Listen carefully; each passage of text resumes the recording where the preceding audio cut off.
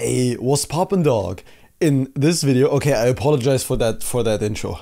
Anyways, in this video we're gonna do something cool, and that is the third part of our booking system. Now, after handling the date and time picker in the first part, and then the admin authentication in the second part, in this part we're gonna get into the menu. So we're gonna get into the fun nitty-gritty stuff that also involves a lot of back-end code, because the images that we're going to publish are going to end up on an AWS S3 bucket. Now, this is the first time I'm getting into S3, and I say it's kind of complicated, but it works really well and it's incredibly scalable. So we're going to use really cool tech in this video. We're going to render the images with the next image. So a lot of best practices. We're going to work with AWS. It's going to be a good time. So let me show you what we're going to build in this video, based off of what we've built previously and what we're going to expand on in this video. So the whole admin backend, adding stuff to the menu, so food items, and then displaying them in the front end after doing a logic check that we're going to mock in this video. So let me show you exactly what we're going to build, what it's going to look like in the end, and then we'll get into the actual building with AWS. It's going to be really cool, so let's dive right in. As you might remember, in the first video, we've implemented the date picker right here and also the time picker. So what happens when we choose a date and time? Well, there's a cool loader, and then the menu is loaded, and we can also filter by, you know, breakfast or lunch or dinner. By the way, I do not have the rights to these images. Those are not my images. I just pulled them from Google. And essentially we have the name. So this would be guac for guacamole. $6, and the categories, which is breakfast. In this case, for the steak, it's lunch and dinner, and the tortillas with avocado is breakfast and lunch, and that we can then use to filter. Now, this is really cool because not only can we see the menu as the user, but we can also go to the dashboard like this, then log in as the admin, which is just the ASD. I changed it because it's just easier to log in, and then we can choose, do we want to configure the opening hours or the menu? Now, the opening hours don't exist yet, but the menu does. So let's click on the menu. It doesn't look good, but CSS is not the point of this project anyways. Maybe at the end we'll handle the CSS, and in here we can add a new product. Now let's say we're gonna add toast. Toast, there we go. The toast is going to be for $4.50. It's going to be categorized as breakfast. We can also do multiple here. So we could do lunch, dinner, and breakfast. We only want breakfast in this case, however. Then we're going to select an image. Now I'm going to move this over and let me select an image for this. Okay, I've got the toast selected, and as you can see, there is a preview in here. How cool is that? We can preview the image that the user has just uploaded, and then we can click add menu item. Click that, and as you can see, it's been added. We also have the option to delete it. We don't want to do that. Now it has been added to an S3 bucket in the background, an AWS service, and whenever we click a date and a time, you can see the image is very ugly compared to the others, but you can see it's been added to our menu with the correct category. So that means if we filter by category, it works just fine, and it doesn't show up for any other. And how cool is that? That's what we're going to do in this video. So as an admin, you can add to the menu, delete from the menu, just in general, configure the menu with pricing and options and whatever. And then on the front end, we will handle a check to see if the date and time is valid, which we're just gonna mock at this point. So it's not gonna be a real check, it's just a mock at this point, and then show the menu to the user if the date and the time they picked are legit. And I say we get right into it. So this is the project I've done the implementation in. I'm gonna move this over here to my left, just for some guidance from me. And then we'll get into the actual booking software, which is what we're doing together here on YouTube. So I just use this one to code along in my time, and then so I don't have to show you the errors, because a lot of people actually commented on the video, which I really appreciate, that they don't want to see the errors, which I totally understand. Okay, so the first thing we probably want to do, because we want to handle conditional logic in the main page, right? Remember, whenever we go to localhost and there is no date or time selected, we want to show different stuff than when there is. And we're not doing that through the URL, but instead we're doing that right here in the conditional logic right here. So what we want to do is go into the calendar, which is the, and that is not showing up because it's called index, which is this component right here. And essentially we want to abstract the state. So we're not gonna pass, and VS Code is so slow sometimes, it's actually incredible. We're not gonna handle the state in there, but instead we're gonna handle it in the parent, which also means, wait, are we working in NextJS 13? I don't think we are. Let's take a look. Next, where is it? Next. Okay, so this is NextJS 13. So we do want to use client for this, because otherwise we couldn't use the state. Import that, and also the date type. Now the date type, where's that coming from? Because we can't import it. Well, it is not coming from anywhere there, but instead it's coming from a separate file. So let's call it types.d.ts. If you don't know, this is just a TypeScript file in which we can define our own types. And the date time, I'm just gonna copy paste it over here. It's gonna be a just date, which involves, you know, just the date that we're setting here in the state, and then the date time, and both of which can be either a date type or null. So very simple type right here. And that means we can also use it if we exported that, right? I didn't have to export it in my project over here, but wait, it still doesn't. You know what we're gonna do? Some best practices. So let's go into the tsconfig and make a separate file for the types. So let's go into here and then say base URL is gonna be equal to dot, and then we can say custom, wait, what is it called? No, it's called paths. And we can initialize that as an object. And in here, we're gonna say at types slash and then anything. So a wildcard is gonna be equal to an array with source slash utils slash types slash star. Now I didn't do this in my example project, but I think it's gonna be very useful for this one. And we also need to insert a comma here, and that is not valid because those need to be double quotes. So let's get rid of 2 of those. There we go. And now we should be able to say import date type from at types, and that should work. Cannot find the module at types. And okay, I found the error where this didn't work. 5 minutes of painful debugging later. So this is not called date type, but date time instead. And we can import that now from at types. So we can say date time. And that should also work with the at types. So let's restart the TypeScript server, see if that fixes the issue. And no, it doesn't. Okay, whatever. Let's just import it from, let's just get rid of the import right here and then say date time. There we go. Okay, you know what? Screw it. This is how we're gonna do it. Hey, that even rhymed. Okay. Anyways, okay, now we want to set, we want to pass 2 props to the calendar. So that's gonna be set date. And that's also gonna be date. We want to pass these 2 to the calendar. So let's go into there and receive them. So in here, we're gonna say date, and the first one is gonna be set date. Now let's define these in the properties that we're gonna receive. How did I do this in here? Let me check. So, okay, so these are the actual, these are not abstracted into functions. The set date, for example, these are gonna be actually the types. So this is gonna be date type.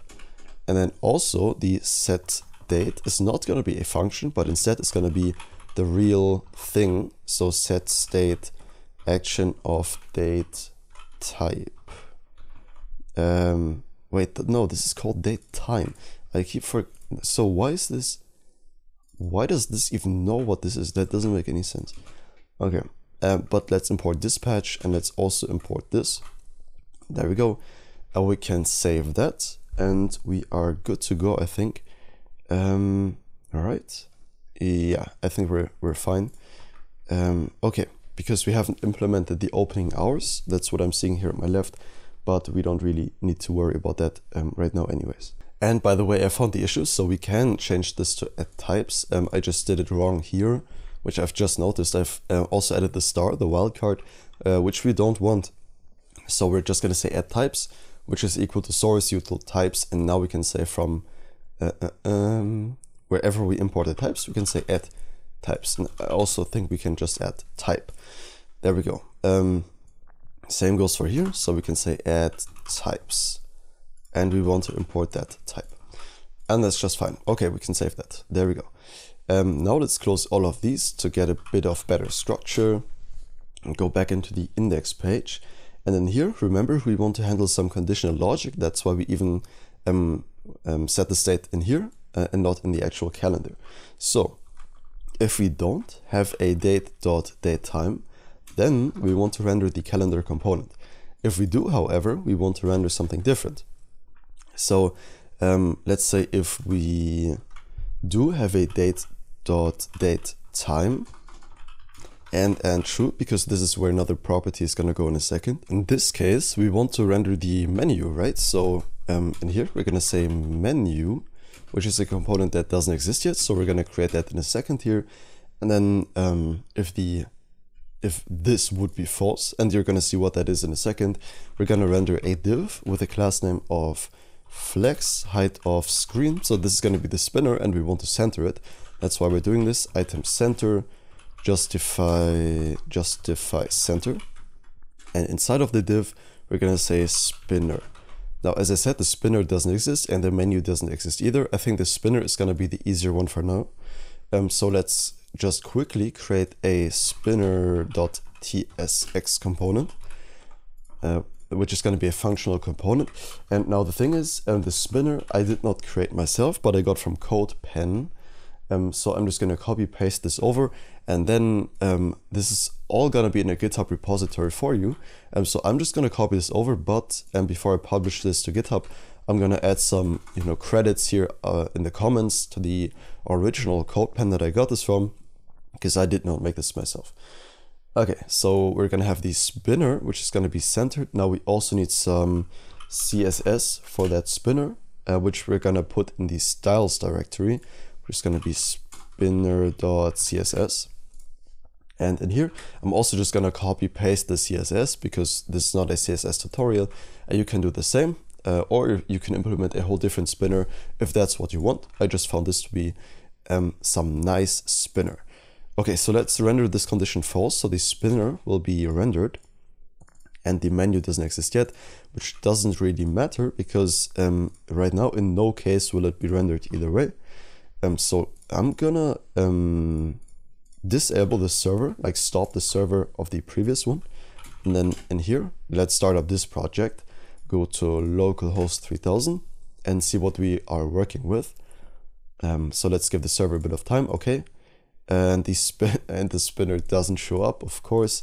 Oh, probably because we're not importing the styles, right? So we also have to say import /styles/spinner.css, and let's see if that fixes the problem. Let's move that back over here.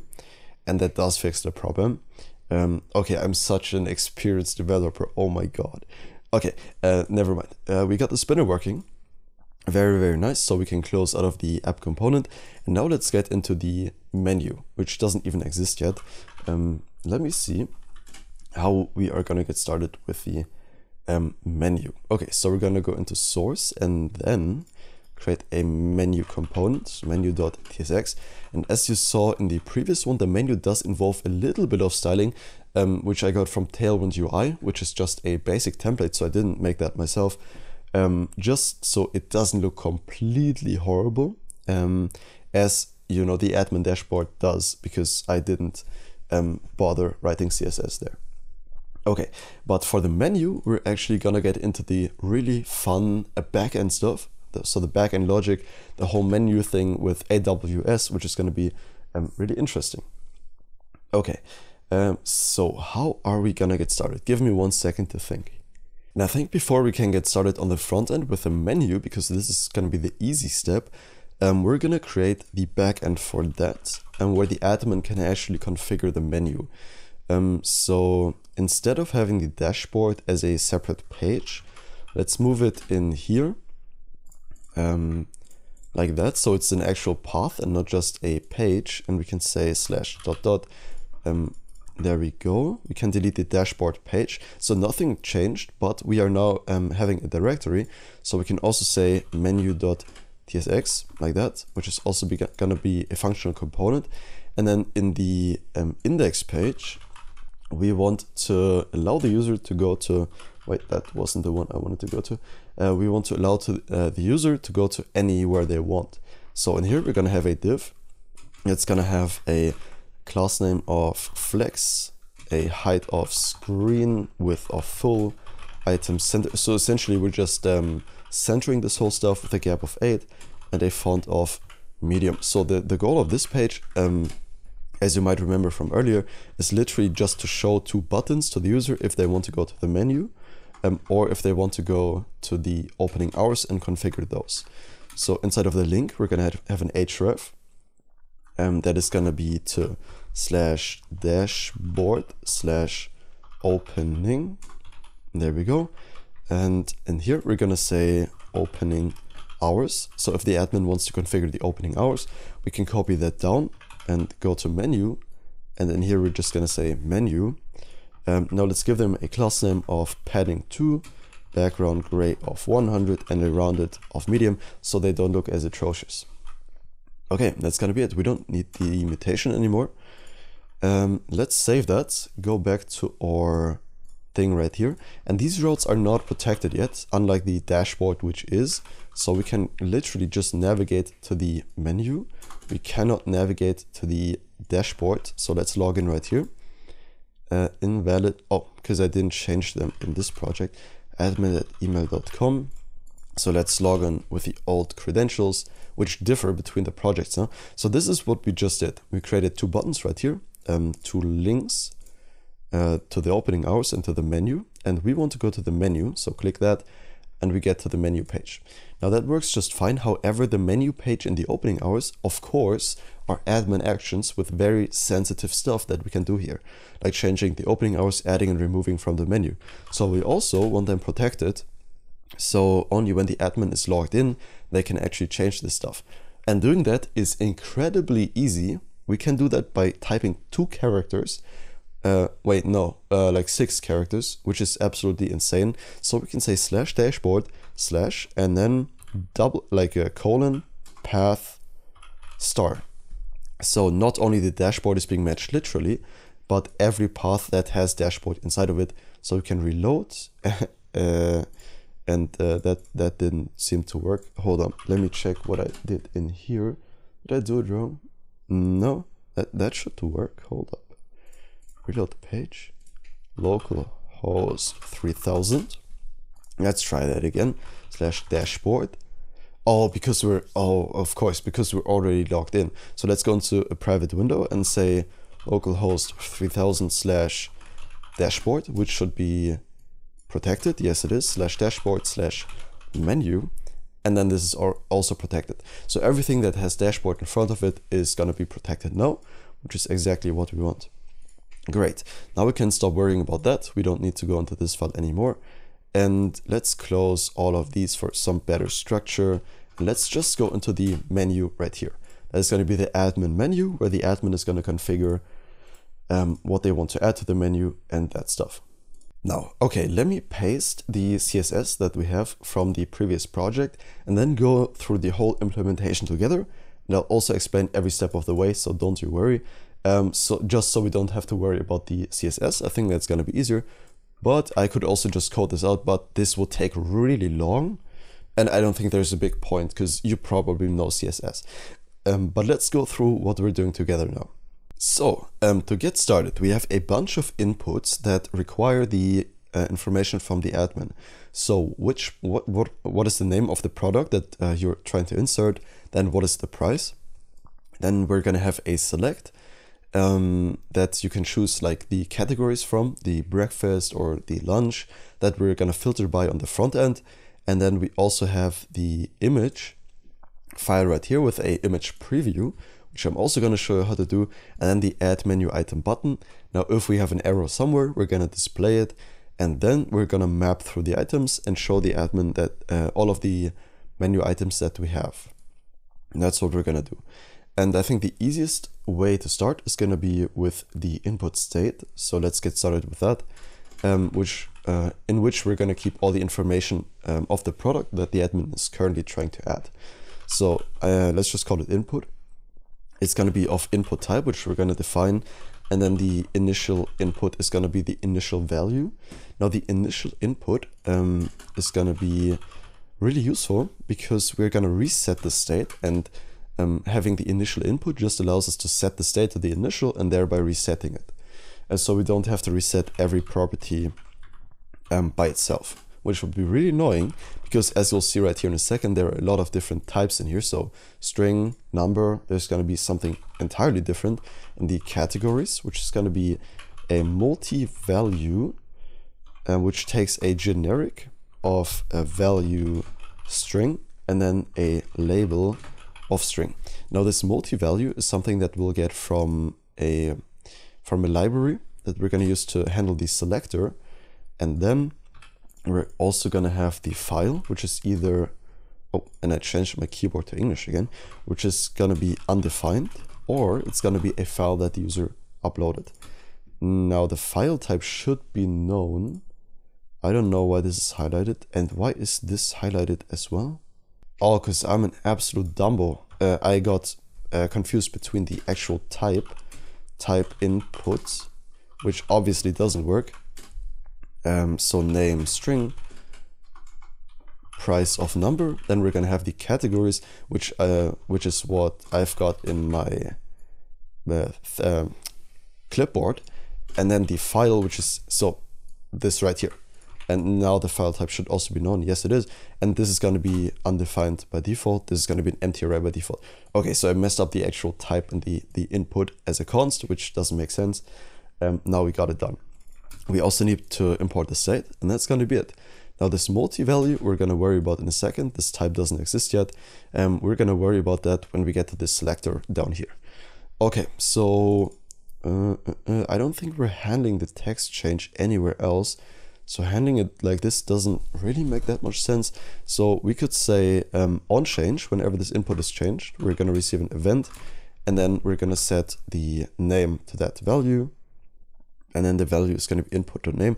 Now sometimes GitHub Copilot messes up the parentheses, so you need to fix that yourself. And there we go. Now we've got a controlled input for the name of the product.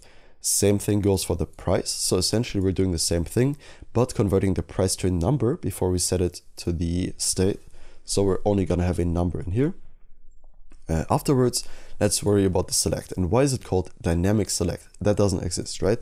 And I'm doing this because let's add we can actually stop the server for this. Stop the server, clear the screen. Okay, and now let's add a package called React Select. Now this is going to be what we're using to handle the select. It's a beautiful NPM package, makes it really easy. Let me show you. NPM React Select, this one right here. Let that load. Hello, can you load? Yes, it got, holy, I didn't expect it to have so many installed. It's a really popular package for handling selects in React, because it is really easy to use and it's beautiful, which I'm going to show you here in a second.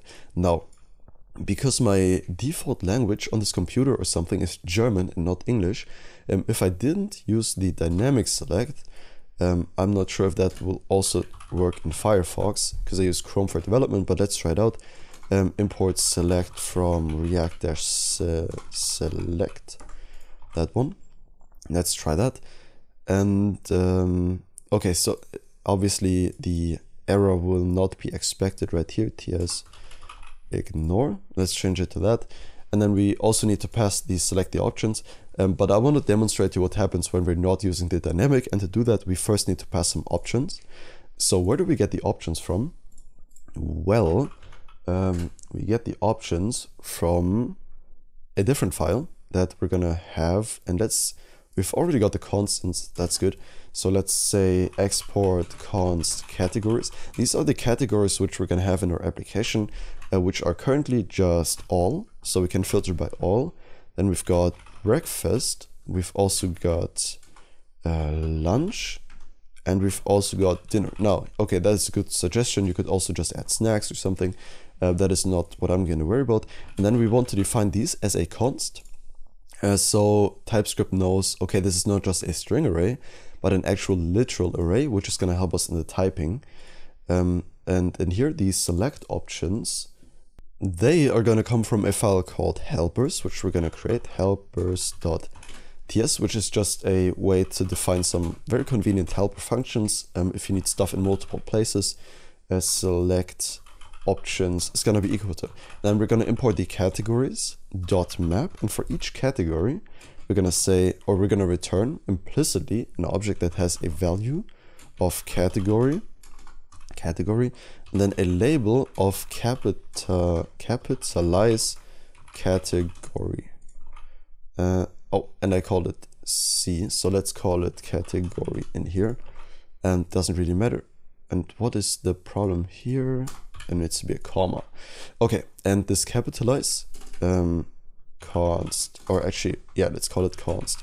Capitalize is going to be equal to, it's going to take a string, and then we're going to say s.charadd to uppercase.size. So essentially, we're just capitalizing the first letter of a string here, and then we're mapping over the options that we have right here. So all breakfast, lunch, dinner. And for each of those options, we're gonna return the value as literally what it is, and then the label of exactly what it is, but with a capitalized letter. So it's gonna be pretty in the front end later on. And with those select options, we can now just import them here, and that will, and we're doing this, by the way, the value and the label, because that's what the select requires. That's why we're doing it. Okay, so we can save that, and let's get rid of all of the other stuff for now. It's gonna be not so easy. So let's get rid of this. And actually, no, let's not bother. I'm using the dynamic select because there's gonna be a hydration error when using the regular select, because the server renders the select different than the client because the languages differ. This is also what someone has commented under a video from me. And the way to fix that is doing this. So we're going to say dynamic from next dynamic. So we're just going to render this component in a client-side way instead of the server-side, which is the whole component by default.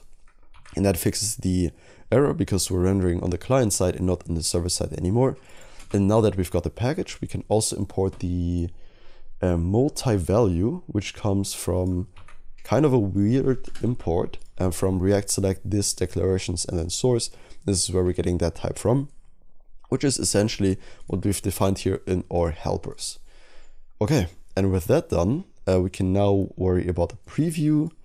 We also need to import the next image. Okay, then we'll also handle the file select when the user selects a file, which is going to be a bit more logic involved. And we're also going to have the menu items. So there's still some stuff to do, but I think we're going to get through it just fine. So what do we start with? Let's start with the preview actually. So if you're wondering how to do the preview, it's pretty simple. So we're going to keep that in a state called preview, set preview. This is going to be a string, and it's going to be an empty string by default. And now whenever we are making changes to the file, which is going to be input.file, so this one right here, then we want to also change the preview. And we're going to do that with a use effect. Let's import that, which is going to take a function, and we are going to do that every time that the input.file changes. Okay, now in here, we're going to say create the preview, and this is just some code I got from Stack Overflow, because somebody did a really good job explaining it.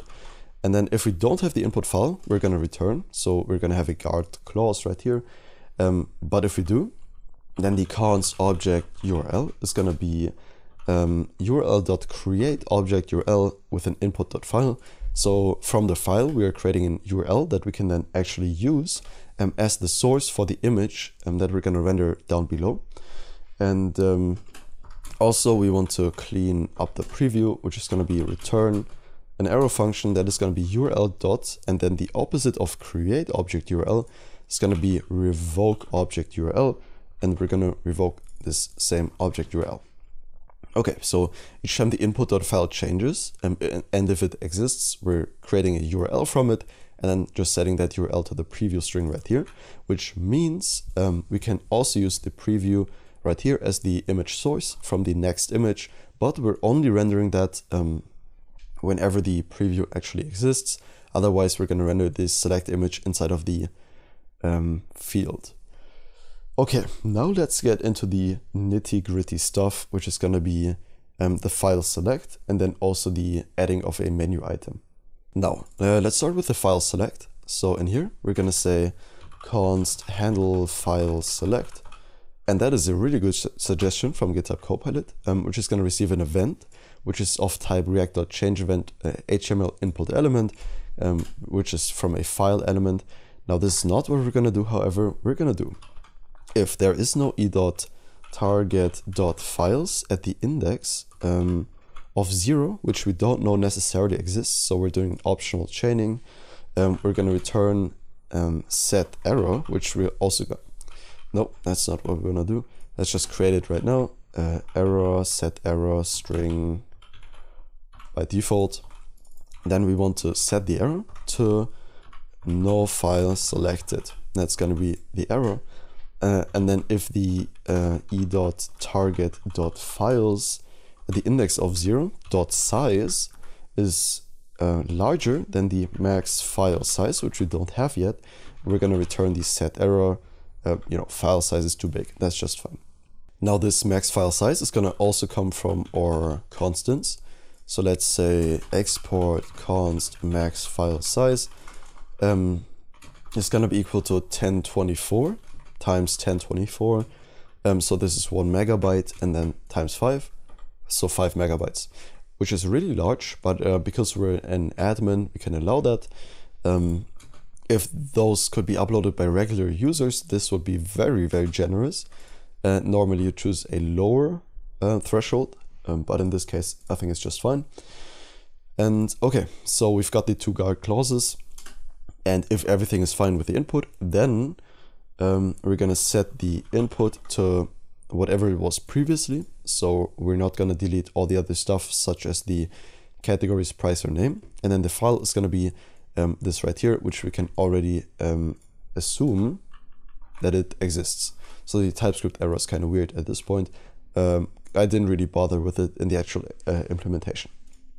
Okay, so that means now we've got the file in the state. We've still got a bunch of errors here. That's fine. Next up, we're going to worry about the add menu item, which is going to be the big thing, right? How are we going to add the menu item? And there's a couple steps involved. So for example, uploading the image to S3. And then also we want to add the menu item to a database. Well, first off, let's get started setting up the database. So what we're going to use for this is CockroachDB. Now you could also just use another SQL database such as PlanetScale, for example, or you could also use Mongo, which is totally fine. Now I'm going to sign in and then I'm going to create a new database right here. So let me log in with GitHub. There we go. You can see my clusters, and I'm going to create a new one, which is going to be serverless, just everything with the default options, and then create my free cluster. So if you want to follow along with the same database I'm using, which is a SQL one, so a relational database, you can just follow along with CockroachDB, just fine, or with any other database that you can connect to Prisma. So that would be, let's see, we can say, you can even follow on SQLite. So CockroachDB, MongoDB, MySQL, Postgres. So there's a lot of options. Okay, now I'm going to set this up here. I don't think I need to show you that. It's going to be very simple. So I'm going to move this over, generate and save password. And now we're getting a password. We can click next. And you know what? Actually, I'm just going to delete the database after the video and then create a new one with the exact same stuff, just so I can show you how to actually connect to it a bit easier. Now we're gonna connect through JavaScript, TypeScript, and Prisma. So let's see what this looks like. So we can just copy this, reveal password. Yeah, I think that's fine. Go into our env file and then say database, or actually we've already got it configured up here. So we can just insert it there. There we go. That's good. We've got our Postgres database right here with the connection string to CockroachDB. Now we also need to configure this in Prisma, which we're using, which is CockroachDB. Just save that, and now we should be good to go with our database. I don't think we need any more of that. So let's start with the Prisma file, defining what we want as the menu item, because that's going to make the following steps way easier. So let's get to the data modeling. The menu item is going to have a few properties. So by default, the ID, which is going to be a string with an @ID, and @default of collision resistant ID, CUID, then created which is going to be a date time, @default, and by default it's going to be now, and then also the updated Then we're going to have a name, we're going to have a price of float, then we're going to have a description, which is optional, of string, which I didn't implement yet, but this is what you could do. Like just add a description to the items would be pretty cool, I guess. The categories, which is going to be a string array. Then also we want to have an image key, which we're going to use for S3, so this is very important, which is going to be a string, and then whether or not it's going to be active as a boolean, and by default it's going to be true. So if you are, taking an item because it's out of stock, you want to take it out of the menu temporarily, you could use this property right here. Now I didn't actually implement that, but I think it's best practice to just have it in there, just so you'll have an easier time later. But you don't need to model that in your database. Okay. Oh, and that's for the opening hours. We don't need to worry about that. The menu item is just fine. We're going to leave it like that. And then we're going to say npx prisma db push. So we're going to push this into our database. Let's see if that works. Error validating DB. The URL must start with the protocol Postgres. Now, is it not? This is wrong. So let's leave it at that. Remove all the unnecessary stuff. And then let's try pushing that to the database. And that worked just fine. A dream. Now npx prisma generate. To generate on our local development here. And then we start the TypeScript server, so we get the actual type annotations here in our IDE. And that should be just fine. Okay, so now we've got the menu item in the database. Now let's get started with the backend stuff. So we are gonna create an admin router, which I think we already have created in the last video. Server, trpc, router. Okay, we've got the admin router. We can get rid of the example router. We won't need that. Now, why is this complaining? What's the problem? Cannot find admin. Okay, it's complaining about that. And yeah, that's fine. I don't know why the router is complaining. Let's just restart the TypeScript server once more, because I don't think it should be. Yeah, no. Okay, now it's not complaining anymore. Okay, and now let's define the actions that the admin is allowed to do, such as creating menu items. First, before we do that, we're gonna get started with the S3 configuration though.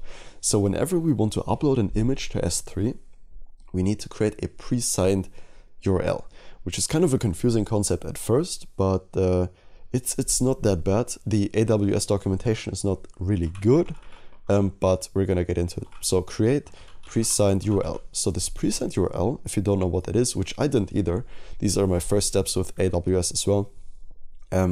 Essentially, we are creating a link that is valid for a specific duration of time.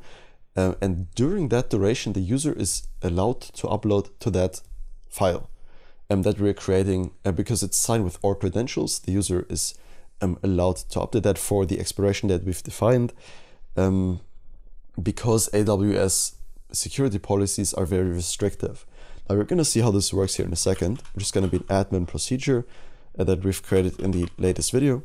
So that means it's the user has to be an admin to call this endpoint pretty much. We're just gonna take z.object, and in here we're gonna say file type, which is a z.string. So whether this is a PNG or JPEG or whatever, and then a dot mutation because we're making a post request. That is going to be an async function that we can now work with, and that is really long syntax. Okay, now in here first we want to create an ID that we're going to use, and that is going to be nano ID, and we've already got that. Great, because we've used that for the JWT. Now the const ex, which is going to be the file extension, is going to be input dot, oh, and we also need to get the input from here. So input, we need to destructure that. Now if you're working in regular Next.js, this would be the stuff that is passed in the body dot file type dot split, and exactly what it's proposing here. So essentially, if we have something like image slash JPEG, then the ex would just return the JPEG. That's what we're doing here. And the key, const key, is going to be equal to a template string with the ID and then dot ex. Okay. Now comes the kind of weird part with AWS. So we're getting a URL and also fields which come from AWS, so kind of security stuff, which is going to be await new promise. And then in here, we're going to receive the resolve and reject as always. And this is going to be a function. Now, what is this promise going to do? Well, before we can get started with that, we need to install the S3 SDK, I think it's called. Hold up. S3, let's go into here. AWS SDK, not S3 SDK, AWS SDK. And that is a huge package because, I mean, AWS is huge. However, we're not going to use all of that. So let's create a, I think it's already, yeah, we already got a lib file. So let's create an s3.ts in here. And if you don't know, the lib file is for preparing libraries for this project right here.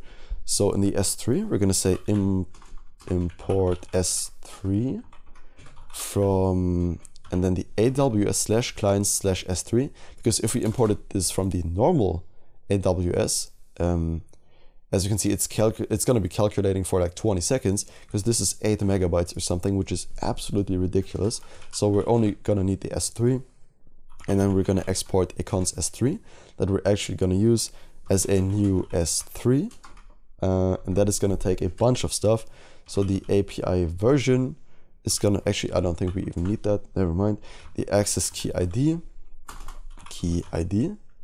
Wait, and why is that crossed out? Is that deprecated? That is why is that deprecated? I mean, that works just fine. That's weird. Which is going to be process.env.aws access key ID. Then secret access key, which is going to be AWS secret access key. The region, which is going to be process.env.aws_region. And then we also want the signature version, which is going to be v4.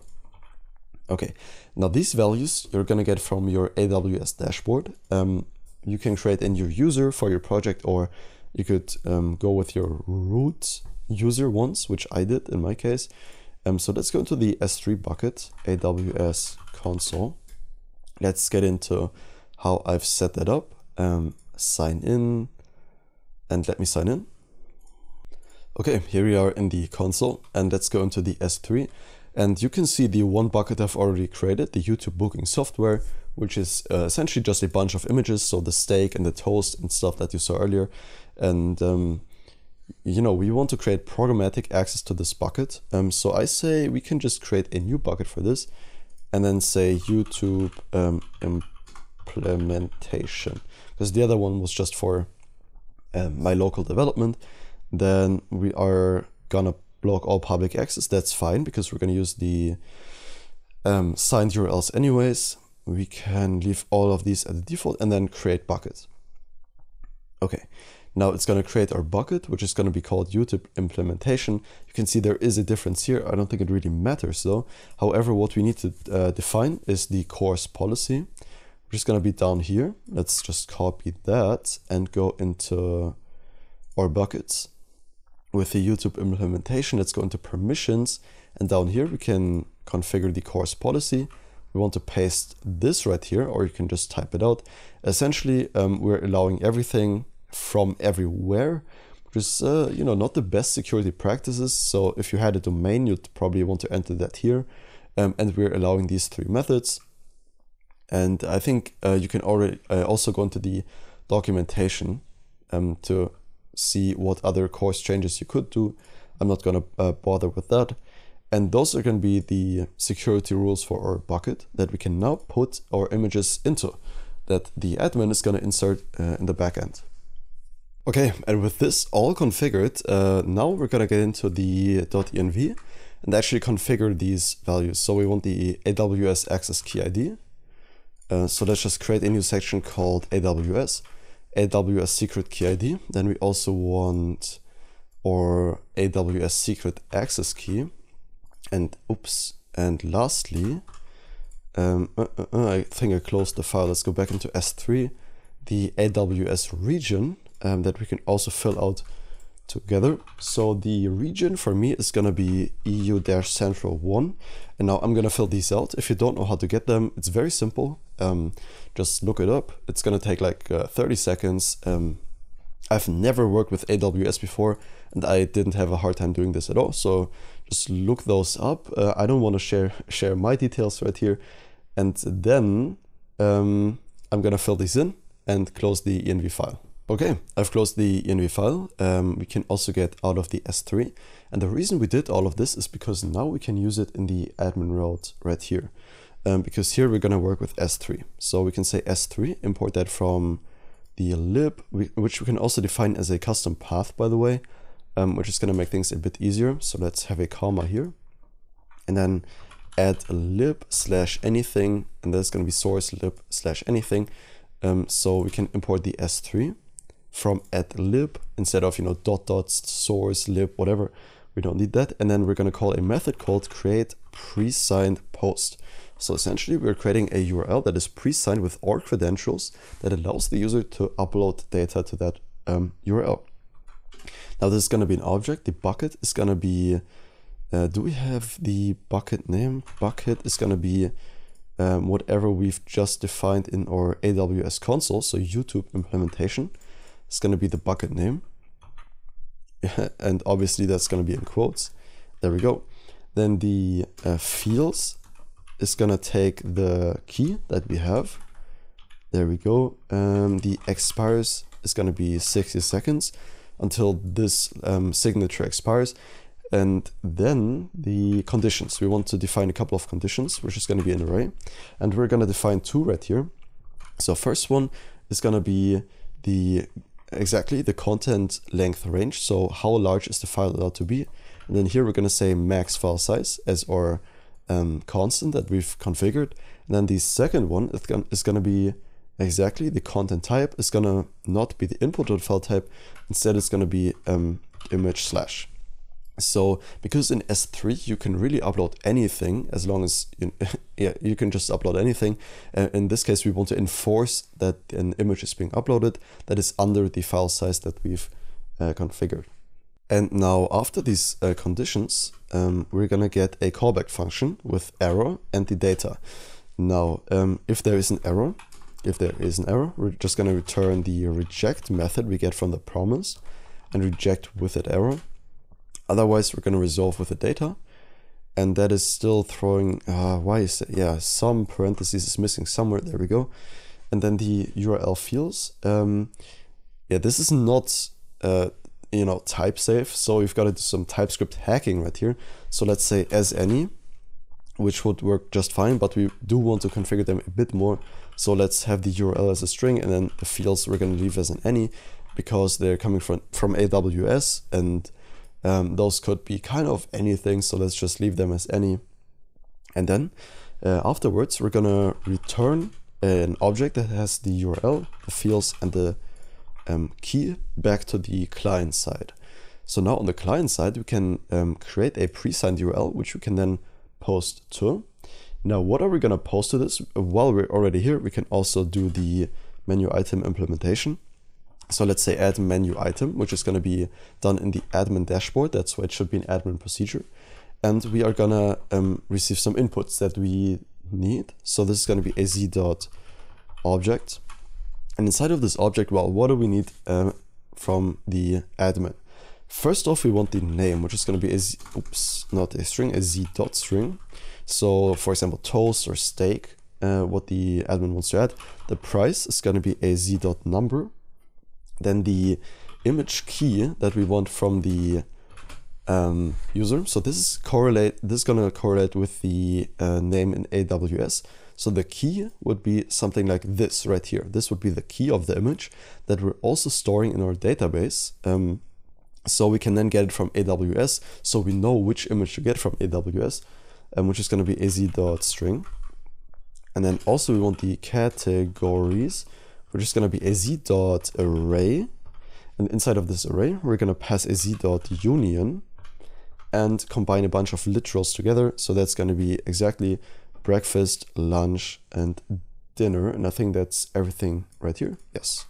Okay, so the categories are gonna be either breakfast, lunch, or dinner. So one of those literals. And that's all. So now we can chain the dot mutation, which is gonna be an asynchronous function because we're gonna interact with Prisma in here. And it's gonna take the context and the input that we can destructure. And then we can start writing the actual logic in here. Now, what did I do wrong? There's, okay, no comma there. That's the problem. Okay, first off, let's destructure from the, and GitHub Copilot, just shut up. Okay, we're gonna destructure from the input.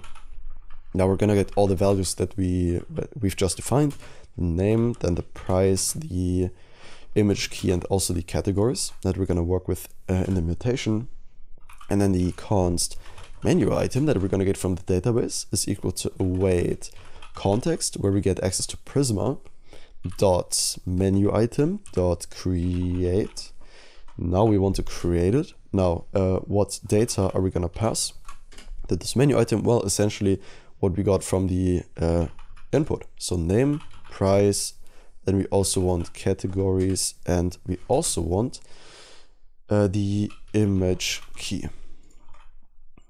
And we need a comma there. Okay, great. And after we've done that, we can just return the menu item that we've just created back to the user if we want to work with that on the front end. Great. Okay, one last thing, we can also implement the delete menu item. It's pretty simple, which is going to be an admin procedure as well, because nobody else should be allowed to delete a menu item.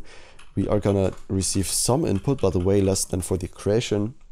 A z.object, and I always use z.objects because I think having the names in here is way easier to know what we're going to pass from the what we need to pass from the front end. So if we only had a z.string in here, say, there would be no name. So, okay, we know we should pass a string, but what is the string gonna be, right? And by having the image key explicitly in here in the object, we know, oh, okay, we need to pass the image key, which is a z.string, like that. And also we want an ID, which is also gonna be a z.string. There we go. And now we can chain the mutation, which is going to be a callback function like that. And it's also going to be asynchronous because we are going to remove something with Prisma. And then here we're going to say two things. First, we want to delete the image from S3. And then afterwards, we want to delete the image from database. Now to delete the image from S3, that's pretty simple for AWS standards. Let's destructure the values we're getting from the input. So that's gonna be, wait, why is this not working? Because we also need the input right here, context and input. Now we can destructure the ID and the image key in here. And then we're gonna say await S3 dot, and we get a method called delete object. That's what we're gonna call. And inside of the bucket of YouTube implementation, and then the key that we want to delete. So whatever, key the image has. So this value right here, which one do we want to delete? Well, that's going to be the ID, right? Because they're going to match. Actually, no, that's going to be the image key that we're passing from the front end. And we need the ID just to delete from the database, not from S3. And then in here, we're going to say .promise. There we go, because we don't want to work with a callback function here, but instead we want to await this. That's why we're chaining the promise right there. And then to delete from a database, we're going to say await context.prisma.menu item. It's really simple, .delete. And this is where the ID comes in. So we're going to say where, and then an object that has ID. That's all. And then we can, return true or whatever. That's not a value we want to work with on the client anyways. Or we could say const menu item is equal to that, and then return the menu item. Doesn't really matter because that's not a value that we need on the client anyways. Okay, and after all that work on the back end, we can now get back to the front end and actually implement the cool stuff. Okay, so in here, we're gonna say add menu item, and that is gonna be a function that we're gonna create up here, const add menu item. Now this is gonna be an asynchronous function that doesn't take any arguments. And in here, we're gonna say const key is gonna be equal to await handle image upload. So this is gonna upload the image to S3, and to do that, that's why we created the create pre-signed URL, because that's how we're gonna upload to S3. So the function that we're gonna create for that is gonna be right above here, const handle image upload, which is also not gonna take any parameters. And now let's define the input, like the logic for this function. So to do that, we're gonna destructure the file from the input, so we know which file the user uploaded. Now, if the file doesn't exist, return, so we guard closed, so we can assume that the file exists in the following lines of code. Now, we're getting some values from await, and then create pre-signed URL, what we've just defined on the back end. And we're gonna worry about that in a second. Now this create pre-signed URL, let's say trpc, is gonna come from trpc. So trpc dot admin dot create pre-signed URL dot use mutation. So essentially a method to call this API route. And what did I call it? Mutate async, because we're gonna work in it with it in an await fashion. And then I called it create pre-signed URL. Now we can call that down here, give it an object. And now, as you can see, this is the reason I used the Zod object. We can see the file type that we can now define. And this is going to be very simple. It's going to be equal to file.type. Okay, now from here, we can destructure the fields, URL, and the key, because we are passing those back right here as an object. Let's destructure them. Fields, key, and then also the URL that we are gonna need to work with afterwards. Okay, now that we've got them, we're gonna create a const data object. And here we're gonna pass all the fields that we got from AWS. We don't want to get rid of those. And then we're also gonna add two. So the dash, the in quotes content dash type is gonna be file.type. And then the file we also want to pass for S3. Afterwards, we can say const form data is equal to new form data. And now when uploading stuff to S3, we want to do it through form data. Don't ask me why, I don't really know either. But it is the convention when working with S3. Now, we want to create the object.entries. And I've got this from a tutorial, so doing this myself, I probably would have taken quite a bit of time. So object.entries data, the file, the object we've defined right here, dot for each, and then for each we want to destructure the key and the value, and then form data and append that to the form data, essentially key and then the value as any, because we don't really want to worry about that. There we go, and then we can actually post this to the pre-signed URL we've created. So, okay, let's take a second. Let's go through the logic here. So, first thing we want to do is create a pre-signed URL. That means we're getting a URL from AWS that we know we can upload a file to for the duration we've defined up here. So for 60 seconds, this URL is going to be signed and valid for us to upload an image to that is not larger than the 5 megabytes we've defined as the max file size. We're adding that to form data, then appending that to the form data. And now we want to actually post to that URL. And to do that, that's very simple. We're just going to call the native fetch. We're going to post to the URL with a method of post.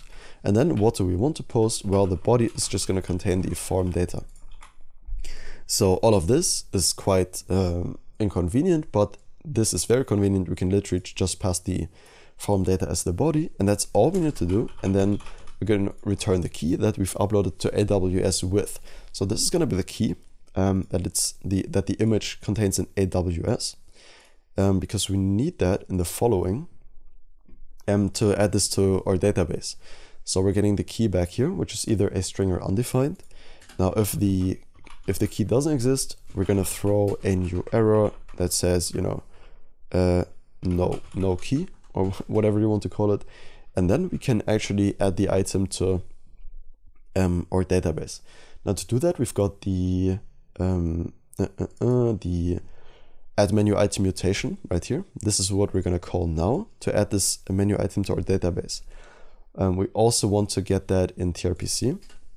So const mutate async, because we want to also work with this in an await fashion. And let's call it add item. It's going to be equal to trpc.admin.addMenuItem.useMutation. Just invoke that. There we go. And now we can work with that add item down here. So we can say, where is it? Right here, await add item. And now this expects a bunch of properties. So the name is going to be, well, the input.name that the admin has entered. Then the image key is what we just got back from calling this handle image upload function right here. It's just going to be key. Then the categories is going to be a bit more different. It's going to be input.categories, and we're going to map over them. And for each category, we're going to return its value. So this is going to be, breakfast or lunch or whatever. But this wouldn't really work if we didn't exclude all from it. So exclude, this is going to be a bit of TypeScript stuff, which is taking the categories and then removing the all. And if we get that to work syntactically, because we also need, I'm going to explain this in a second right here, but we also need the, and why is VS Code so slow? It's absolutely mind-boggling how they made, input dot price. Okay, and the categories is a type that doesn't exist yet. So let's create it. Let's go into our types.d.ts.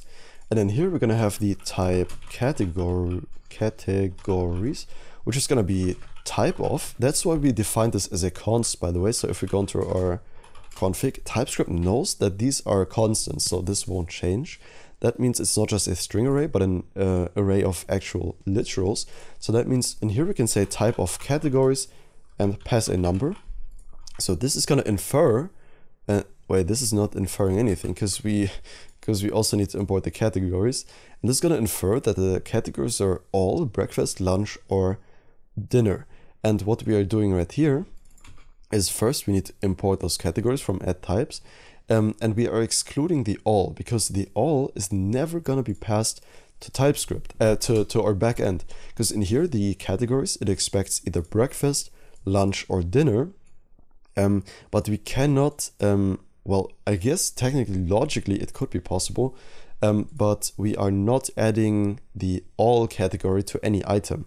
So when the admin is defining the item, it's either lunch, breakfast, dinner, or lunch, breakfast, and dinner. But it's not the all category. That is just something we use on the front end to filter, and that is why we're excluding it right here. So the so TypeScript knows that all we're passing to the backend is either breakfast, lunch, or dinner, but not this all right here. All right, and now that we've added that item, what are we gonna do next? Well, we're gonna refetch all the data so the admin can see what they've just did. And do we already have a route for that? I don't think we do. So let's create that.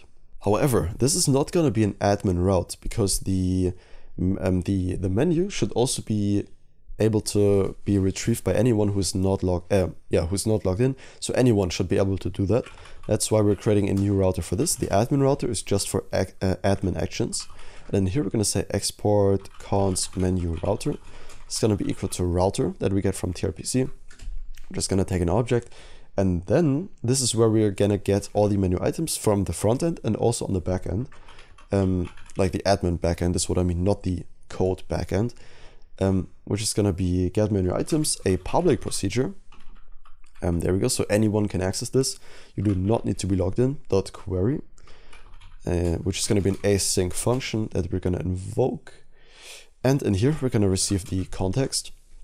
Now, to get all the menu items, it's rather simple.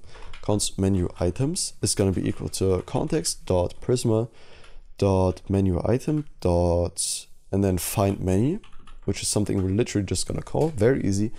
But if you take a look at the menu items, let's say at index 0, just so we got one, just assume that, Jesus, why doesn't that work? Oh, because we need to await that. There we go. As you can see, one menu item, it has the image key, but how are we gonna get the URL from that? We're gonna need to go to S3 first, and then get the URL from S3 because we can't display the image on the front end without its URL. So each menu item only contains its AWS key. Extend, so we're extending all items with their actual image URL, so we're going to go to S3 and get the image URLs so that we can then display them on the front end. So const with URLs is going to be await promise.all, so we can do this simultaneously and don't have to wait for each one to finish before we're getting the next one, making it really fast to do this. Menu items.map, and for each menu item, which is going to be asynchronous, by the way, and for each menu item we want to do something. Now that something is going to be just a return, so we could also just implicitly return, by the way. Let's wrap this in I think it's called parentheses, like the round brackets. And then here we're going to spread the menu item, so whatever it was previously, and then we're going to add the URL property. Now that is going to be coming from S3, so we're going to say S3 dot and then get signed URL promise, so we can await it, and then that is going to be of get object, so we're getting an object from S3 and taking a object as the second argument, in which we want to define the bucket, which is going to be YouTube implementation. And then we want to define the key, which is going to be menu item.image key. This is why we're keeping the key in the database. So we can then go to S3, get the URL from that, and then return the with URLs to the front end. So each image also contains its URL that we can use to display it on the front end. Great, and while we're here, we can already do one very simple thing, which is check menu status. And this is going to be the logic that is executed whenever the user has chosen the date and the time. So we're executing a logic check, and only then are we displaying the menu if everything is successful. So because users are doing this on the front end, this should be a public procedure. Everyone should be allowed to do this. And then an asynchronous function. And then here, we're going to handle the menu checking logic. For now, that's gonna be just a wait of sleep 1000, and the sleep is something I'm just gonna copy paste over, just a function that mocks a delay essentially. And no, that is not something from TanStack, what the hell. Just sleep 1000, so we're just gonna do nothing for 1000 seconds and then returning something like success true. Doesn't really matter because we're not working with that on the front end anyways. Essentially, the important thing is just that we mark the logic that is happening with about 1 second and then displaying the menu to the user if everything is fine, which it always is in this case. Okay, So now we can actually display the data to the admin because we've now implemented the getting of the menu items. We can do that. So that is going to be done in the query. So that is going to be const, and we're worried about the destructuring later, trpc dot menu. Oh, and we also need to add that menu router to our main router as menu and then menu router. So we have access to it on the front end like that. We can say trpc dot menu dot get menu items dot use query. There we go. And then we can say data, and let's call it menu items because that's what it is. It's just an array of menu items. And we also want the refetch method to then use right here. So we've added the item and then refetch all the items. So the new one is going to be displayed to the user as well. And then we're going to reset the inputs by setting the input. That's why we created the initial input, as I've mentioned earlier. Now we can, in a really convenient fashion, just say set input initial input and also set preview to an empty string. So there should be no image preview after the input has been cleared. Great. Okay, and that is much of the logic that we need for this page already done. Now the last thing is probably the delete. Yeah, it is. So that is still something we want to implement. So let's call it const handle delete. It's gonna be an asynchronous arrow function like that. And we're gonna receive two things right here. So the image key that we want to delete of type string, and then also the ID of type string. So this is the image key in S3, and this is the database ID that we can then use to delete that in the database, because as you can see right here, we are receiving those two on the back end, and then one deleting from S3 and secondly deleting from Prisma or a database, I should rather say. That's why we need both right here. Now, I guess we could only pass the ID and then get the image key on the server side through the ID, but we have both values anyway, so there's not really a point in doing that. So let's await and then delete menu item. Now that doesn't exist yet, which we're going to create in a second, and then refetch to display all the current and valid menu items that we have. Now the delete menu item is going to call this function in the backend that I've just shown you, this one right here. So we're going to worry about the destruction later, trpc.admin, because this is an action that requires authentication. .delete menu item .use mutation, and then let's call it mutate. And wait, is that an asynchronous? I don't think this is an asynchronous. Actually, this is probably asynchronous. Let's see. Yes, it is. And then delete menu item. Now all of these mutate, async or mutate, they don't really matter. This is up to preference, but I think this is convenient doing it this way. And then the ID and also the image key that we get from delete menu item, which we are passing right here. And because we're mapping over the menu items, we have access to both of those on the menu item object.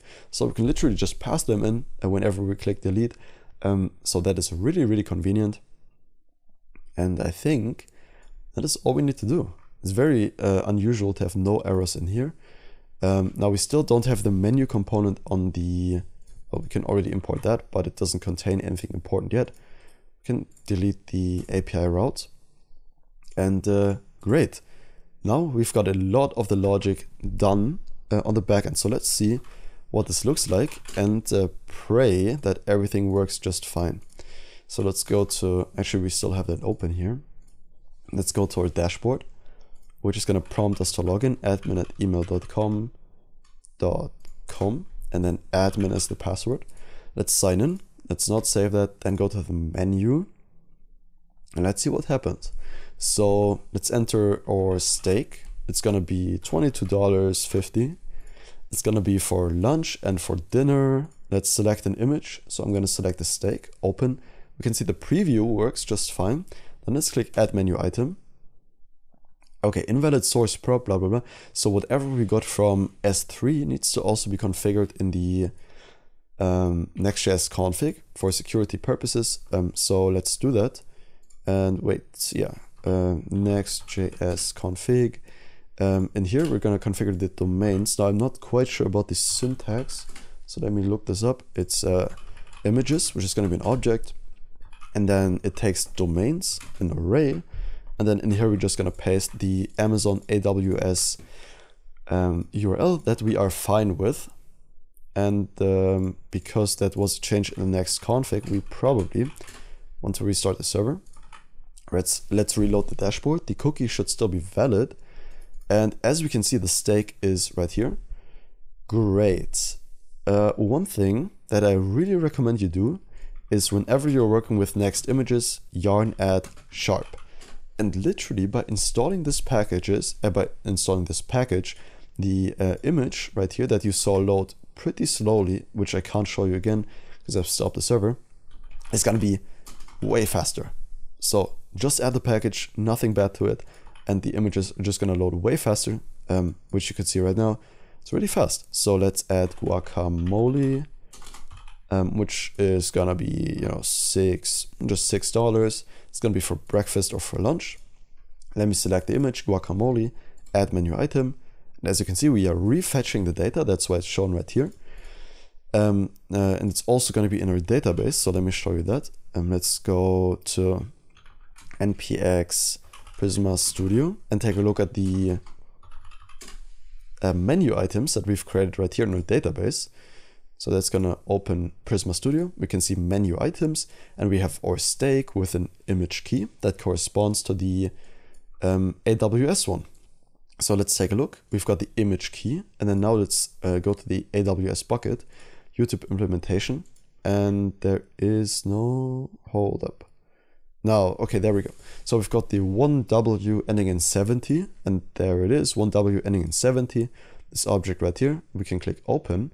That is the picture of our, oh, and I closed the Prisma Studio. But I think you got the gist of it, which is our stake. So in here, we're finding all the images that users uploading, that the admin is uploading to the menu.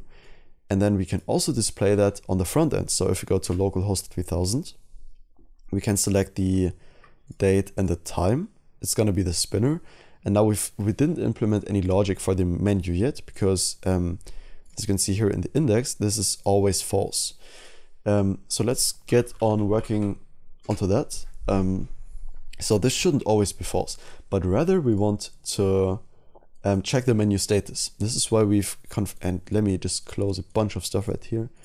This is what we've configured in the back end and the menu routes.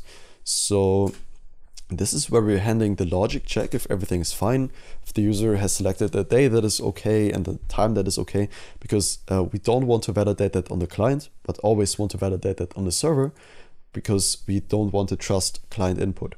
Now, if everything is fine, then, and we can close the menu, then we want to show the actual menu, right? So instead of false, we want to do a logic check right here, which is going to be from trpc, calling the route I've just shown you, trpc dot menu dot check menu status dot use mutation. There we go. It's called mutate. Let's call it check menu status, and then is success. So whenever this route has been executed and is successful, then we want to show the menu, else we want to show the spinner. Let's see if that works. Right now it will always work. It's just going to add a 1 second delay because that's how long the route takes. And that doesn't seem to work. Hold up. Why is that not working? Let's take a look at the console. Invalid DOM property stroke line cap. Okay, that's coming from the spinner. Right here. Stroke. Yeah, okay, so let's just change those really quick. That doesn't have anything to do with why this isn't working. Did I? Let's restart the server really quick. Yarn dev. Go back into Firefox and then restart the page again. Performing full reload. Yes, that's totally fine. And there should be a 1 second delay. Oh, because we are not calling the mutate. So is success is always false. That makes sense. So this is why we have the state at the top level right here. Let's have a use effect and call it whenever the date changes. And if we have a date.datetime, so the user has selected the time, then we're gonna check the menu status, invoke that.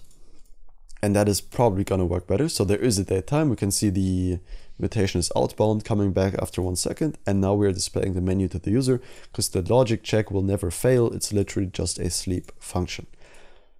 Great. Now we are making huge progress. And now the last thing we want to do is actually creating the menu component, which is pretty easy and just CSS work because we've already done all the logic until now. So first thing we want to do in here is actually get the menu items, right? So to display the menu, we want the menu items, which we know we've got a mutation or a query for that we can get called from anybody who is not authenticated or authenticated. It doesn't matter, anyone can call it. Called get menu items.use query. And this is called data, not date, menu items. Then we also want a filter functionality, but we're going to worry about that here in a second. And then I'm just going to grab all the CSS and paste it, and then tell you exactly what we're doing. Because this is not a CSS tutorial, as I said earlier. And here, first thing is the select. And we also want to have this as, actually, no, we don't want, okay, never mind.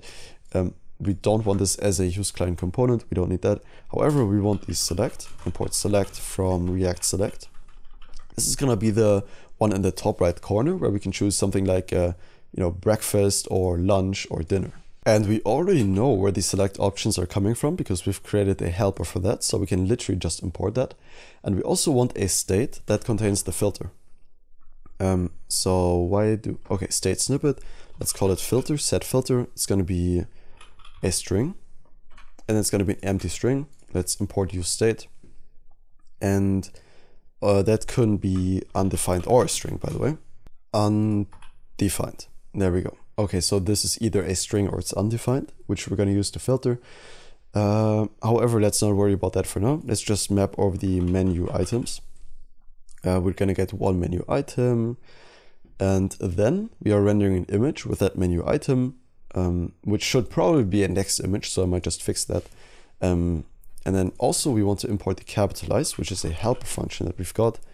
We want to export that, because these are coming back as the regular menu items that we're storing in the database, which are lowercase, and we don't want that. We want to import them, we want to capitalize them, and then join them together because they are a string array, right? This is a string array, so lunch, dinner, breakfast, for example, as a string array.